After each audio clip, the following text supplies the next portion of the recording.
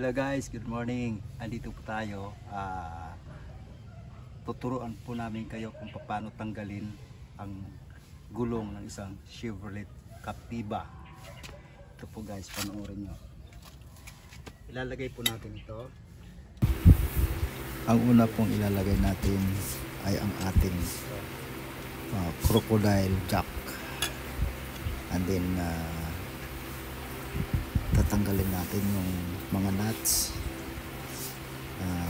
hanggang sa lumuwag siya ng konti. Pagka lumuwag na ng konti, atin po siyang i-jack uli para tumaas. So ang gagawin po natin ay tatanggalin po muna natin ang mga nuts ng ating gulong. Kaya panoorin nyo muna kung paano natin gagawin.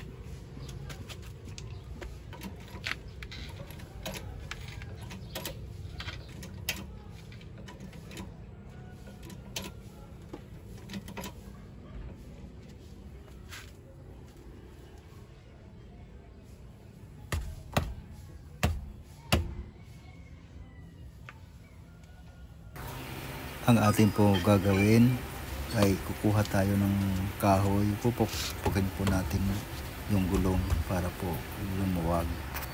Yan. Ngayon pagka lumuwag na po siya, dandahan po natin tatanggalin. Yan po, tinatanggal muna natin yung dalawang natira na nuts sa ating pinagkakapitan ng gulong. Yan po, yan, maluwag na siya. Tandaan lang, unti-unti pong matatanggal yan. Yan, sige lang, uga-ugain nyo lang po. Ayun, natanggal din. Good job.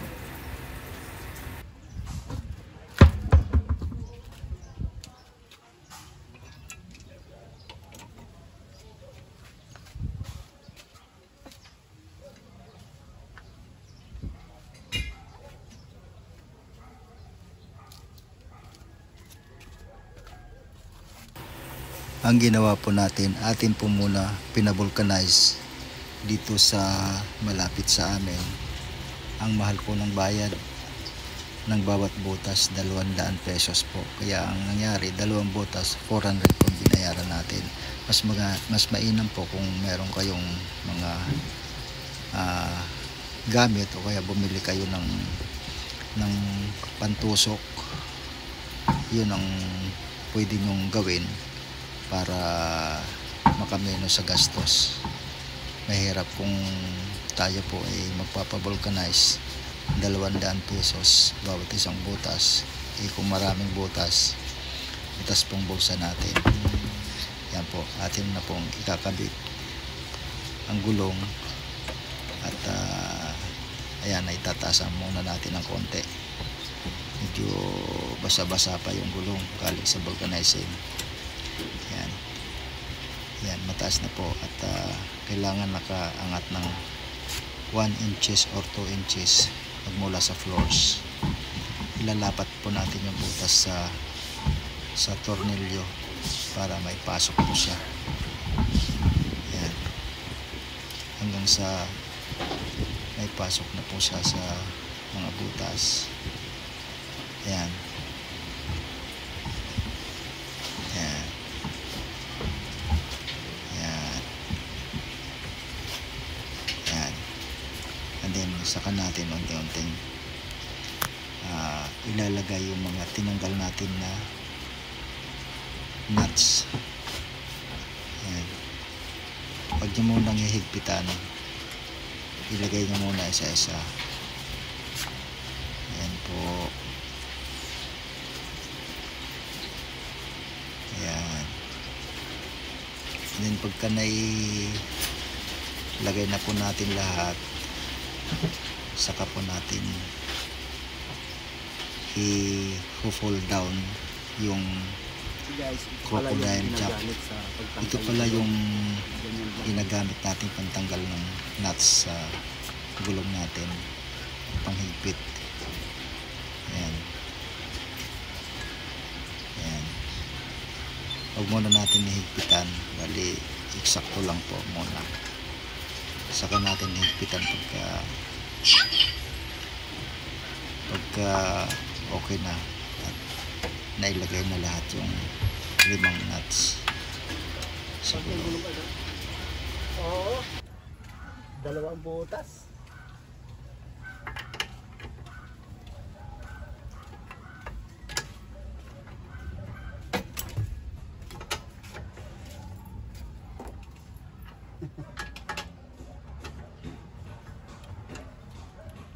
Dalawang butas.